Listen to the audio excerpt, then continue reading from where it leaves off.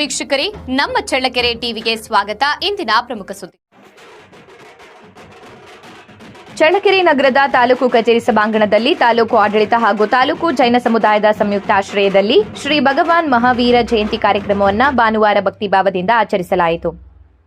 ಇದಕ್ಕೂ ಮುನ್ನ ಜೈನ ಸಮುದಾಯದ ವತಿಯಿಂದ ನಗರದ ರಾಜಬೀದಿಗಳು, ಬೆಂಗಳೂರು ರಸ್ತೆ, ಚಿತ್ರದುರ್ಗ ರಸ್ತೆ, ನೆಹರು ವೃತ್ತದ ಮೂಲಕ ಭವ್ಯ ಮೆರವಣಿಗೆ ನಡೆಯಿತು. ಮೆರವಣಿಗೆಯಲ್ಲಿ ನೂರಾರು ಭಕ್ತರು ಭಾಗವಹಿಸಿ ಮಹಾವೀರರ ಜಯಘೋಷ ಮೊಳಗಿಸಿದ್ದಾರೆ.